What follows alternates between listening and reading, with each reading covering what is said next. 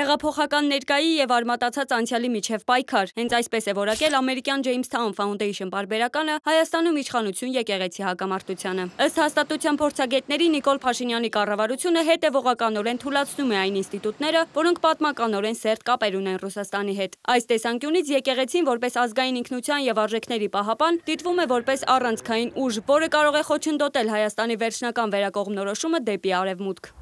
Այս տեսակետը գրեթե ամբողջությամբ կիսում են նաև ռուսական վերլուծական շրջանակները։ Մասնավորապես Նեզավիսիմայա Գազետան եկեղեցու դեմ ուղղված գործողությունները կապում է Հայաստանի հապկից եւ ռուսական ազդեցությունից հեռանալու ընդհանուր քաղաքականության հետ։ Թերթի մեկնաբանությամբ եկեղեցին Փաշինյանի արևմտամետ կուրսին դիմադրող վերջին խոշոր հենակետերից է։ Բարձրաստիճան հոգեվորականների ձերբակալությունները եւ եկեղեցու նկատմամբ ճնշումները չեն վրիպել միջազգային իրավապաշտպան կազմակերպությունների տեսադաշտից։ Christian Today-ը հղում անելով Amsterdam and Partners միջազգային իրավաբանական ընկերության զեկույցին լայնորեն անդրադարձել է Հայաստանում կրոնական ազատության վիճակին։ Զեկույցում կառավարություն մայրաթոր դիմակայությունը մեկնաբանվում է որպես եկեղեցու դեմ աննախադեպ հալածանքների արշավ։ Փաստաթղթում նշվում է, որ Միքայել arczepiskopos Աջապահյանին 2 տարվա ազատազրկման են դատապարտել կառավարությունը քննադատելու համար։ Christian Solidarity International կազմակերպությունը նույնպես կոչ է արել Հայաստանի իշխանություններին դադարեցնել միջամտությունը եկեղեցու ներքին գործերին։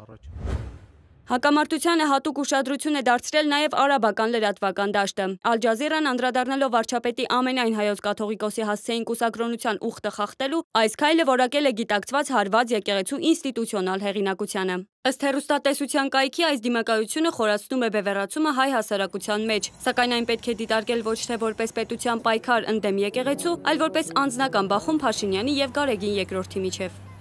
Ադրբեջանական մամուլը հակամարտությունը ներկայացնում է որպես Հայաստանի խորը ներքաղաքական ճգնաժամի, պետական ինստիտուտների քայքայման եւ հասարակական պառակտման վկայություն։ Կալիբեր Ազը, Հաքին Ազը եւ Վեստի Ազը պարբերաբար հրապարակում են Փաշինյան versus Գարեգին երկրորդ վերնագրերով նյութեր, մանրամասն ներկայացնելով կողմերի փոխադարձ մեղադրանքները։ Կալիբեր Ազը փորձագիտական հոդվածներից մեկում նշում է, որ Փաշինյանը շարունակում է մաքրել Հայաստանում ռևանշիստական դաշտը, նկատի ունենալով այն ուժերին, որոնք իբր դեմ են Ադրբեջանի հետ խաղաղությանը։ Այս համատեքստում ըստ ադրբեջանական կայքերի եկեղեցի նախկին իշխանությունների հետ միասին դիտարկվում է որպես այն հիմնական խոչընդոտը, որը Փաշինյանը պետք է հաղթահարի խաղաղության պայմանագիր կնքելու ճանապարհին։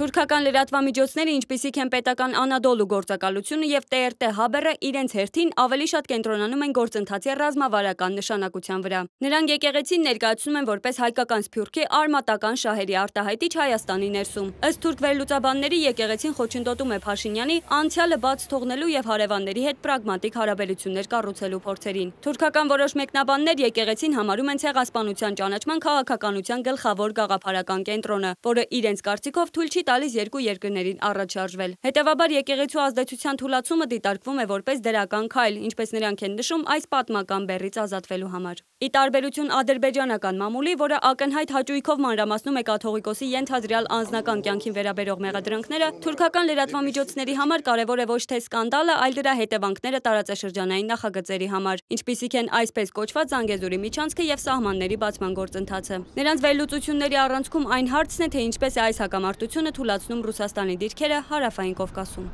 Մոնիկա Հայրոյան, Reopen Media։